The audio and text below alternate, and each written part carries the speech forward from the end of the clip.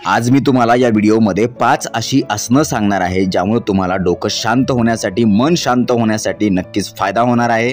कारण हल्लीच्या धावपळीच्या युगामध्ये सगळ्यांना ताणतणाव आहे, स्ट्रेस आहे, खूप काळजी, चिंता, भीती मनामध्ये आहे आणि अशा या मानसिक अवस्थेमुळे हल्ली बीपी, डायबिटीज, निद्रानाश, पॅरालिसिस यासारख्या आजारांचा धोका खूप मोठ्या प्रमाणामध्ये वाढत आहे। आणि म्हणून तुमचं डोकं शांत होऊन तुमची मानसिक स्थिती निरोगी राहण्यासाठी दररोज फक्त 10 मिनिट ही 5 आसनं करा, तुम्हाला नक्कीच फायदा होईल। चला तर मग पाहूया। त्याआधी छोटीशी विनंती असेल, जर हेल्थ मराठी डॉक्टर हुक्किरे SV हे चॅनल तुम्ही आजपर्यंत सबस्क्राइब केलं नसेल तर आता लगेच बाजूचं बेल आयकॉनचं बटन दाबून चॅनल सबस्क्राइब करा, जेणेकरून आरोग्यविषयक अत्यंत महत्त्वपूर्ण, अभ्यासपूर्ण आणि शास्त्रीय व्हिडिओज तुम्हाला सहज पाहता येतील, तेही अगदी मोफत, कारण सबस्क्राइब करायला पैसे लागत नाहीत। सगळ्यात पहिलं आसन आहे बालासन। यामध्ये सगळ्यात सुरुवातीला वज्रासनामध्ये बसा, त्यानंतर कमरेतून पुढे झुका, आपलं डोकं जमिनीला टेकवा, दोन्ही हात खांद्याला समांतर ठेवून समोर लांबवा, त्यानंतर दोन्ही हाताचे तळवे या व्हिडिओमध्ये दाखवल्याप्रमाणे जमिनीला टेकवा, आपल्या छातीने आपल्या मांड्यावर दाब द्या आणि हे आसन करताना आपला श्वासोच्छ्वास चालू राहू द्या। हे आसन नियमित केल्यामुळे तुमचा मेंदू आणि मन शांत राहण्यासाठी तर मदत होतेच, यासोबतच स्मरणशक्ती देखील चांगल्या प्रकारे वाढते। यासोबतच पाठ आणि कमरेचे आजार देखील दूर होतात। बद्धकोष्ठता अर्थात पोट साफ न होण्याची तक्रार असेल तर ती देखील चांगल्या प्रकारे कमी होण्यास मदत होते।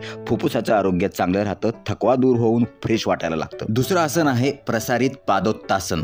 यामध्ये अशा प्रकारे पायामध्ये अंतर घ्या, ताडासनामध्ये उभा राहा, त्यानंतर हळूहळू पुढे झुका आणि पुढे झुकल्यानंतर तुमचे हाताचे तळवे जे आहेत ते जमिनीवरती टेकवा, मान आणि कंबर त्या ठिकाणी अशा प्रकारे खाली झुकवा आणि जमिनीकडे तुम्ही पाहत राहा।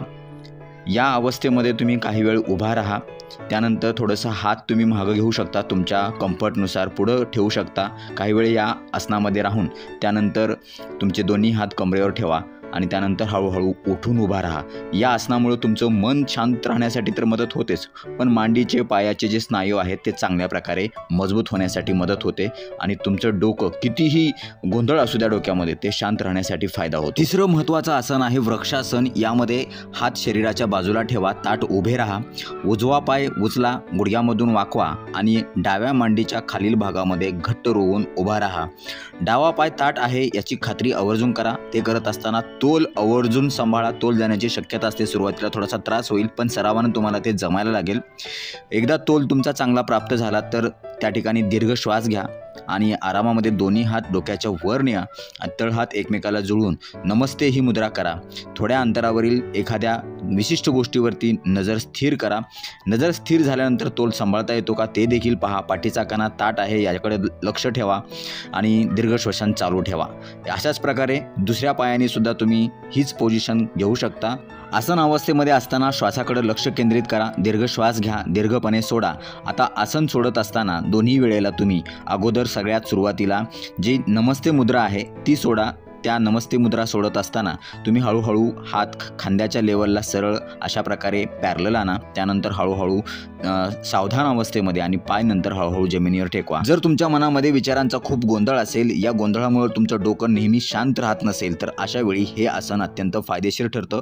मनामध्ये समतोल निर्माण होतो, एकाग्रता चांगल्या प्रकारे वाढते आणि यासोबतच जर तुम्हाला कमरेचे, पाठीचे किंवा सायाटिकासारखा कुठला आजार असेल तर ते देखील तुमचा कमी होण्यासाठी मदत होते। पाय मजबूत बनतात, तोल चांगला व्यवस्थित राखता येतो, कंबर चांगल्या प्रकारे मोकळी होते। चौथं महत्त्वाचं आसन आहे वीरभद्रासन। यामध्ये सरळ उभं राहा, दोन्ही पायामध्ये साधारण 3 ते 4 फुटाचं अंतर असू द्या, उजवा पाय 90 अंश बाहेरच्या बाजूस वळवा आणि डावा पाय 15 अंश बाहेरच्या बाजूस वळवा।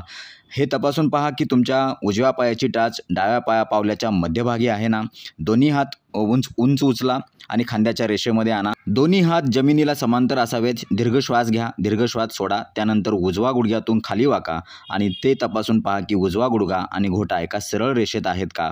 उजवा गुडघा उजव्या घोट्याच्या पुढे तर नाही ना, याची आवर्जून काळजी घ्या। उजवीकडे वळून पहा, आसनामध्ये स्थिर होताच एक हात अजून जास्त ताणून घ्या, कंबर आणखीन थोडी खाली घ्या, दाबायचा प्रयत्न करा आणि एखादा योद्धा किंवा जो सैनिक असतो त्या ज्या पद्धतीनं जिद्दीनं उभा राहतो तशा पद्धतीनं तुम्ही उभा राहा। चेहऱ्यावर प्रसन्न भाव असू द्या, खाली वागताना श्वासोच्छ्वास चालूच ठेवा। श्वास आतमध्ये घेत सरळ व्हा आणि श्वास सोडत सोडत दोन्ही हात खाली आणा, परत नॉर्मल पोझिशनला या।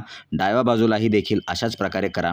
या आसनामुळे फक्त डोकं शांतच होत नाही तर डोक्याची काम करण्याची शक्ती जास्त जास्त पटीनं वाढते आणि तुमचं मानसिक आणि शारीरिक संतुलन चांगल्या प्रकारे राहण्यासाठी मदत होते। आणि 5वं महत्त्वाचं आसन आहे बटरफ्लाय पोज, ज्याला आपण बद्ध कोणासन असं देखील म्हणतो। यामध्ये पाठीचा कणा सरळ ठेवा, दोन्ही पाय समोर सरळ पसरवा आणि त्यानंतर तुम्ही अशा प्रकारे गुडघे वाकवा आणि तुमच्या जांघेजवळ आणा। तुमच्या पायाचे तळवे एकमेकांना चिटकलेले असायला पाहिजेत आणि तुमची पावलं हलक्या हाताने धरा। पायांच्या टाचांना जितकं जास्त जांघेकडे ओढता येईल तेवढं ओढा। आता फुलपाखरासारखं पंख हलवल्यासारखं तुमचे पाय वर खाली हलवा। सावकाश सुरुवात करा, हळूहळू वेग वाढवत न्या आणि त्या दरम्यान तुमचा श्वासोच्छ्वास सुरू ठेवा। दीर्घ श्वास घ्या, सोडा, श्वासावर लक्ष केंद्रित करा। उंच उडू लागल्यासारखं तुम्हाला वाटायला लागेल। हे आसन केल्यामुळे मेंदूचं कार्य सुधारतं, मेंदू शांत राहतो, डोकं शांत राहतं, मनामध्ये पॉझिटिव्हिटी अर्थात सकारात्मक ऊर्जा यायला लागते। यासोबतच आतड्यांसाठी देखील हे अत्यंत चांगलं मानलं जातं। स्त्रियांच्या मध्ये मासिक पाळीतील त्रास कमी होण्यासाठी देखील मदत होते। तर नक्कीच तुमचं डोकं जर शांत ठेवायचं असेल तर या 5ही आसनाचा तुमच्या दररोजच्या व्यायामामध्ये आवर्जून समावेश करा। व्हिडिओ आवडल्यास लाईक करा, कमेंट बॉक्समध्ये आम्हाला तसं कळवा, आपल्या मित्र आणि नातेवाईकांना आवर्जून शेअर करा। लवकरच भेटूया नवीन व्हिडिओमध्ये नवीन विषयासह। तोपर्यंत आनंदी राहा, निरोगी राहा। धन्यवाद।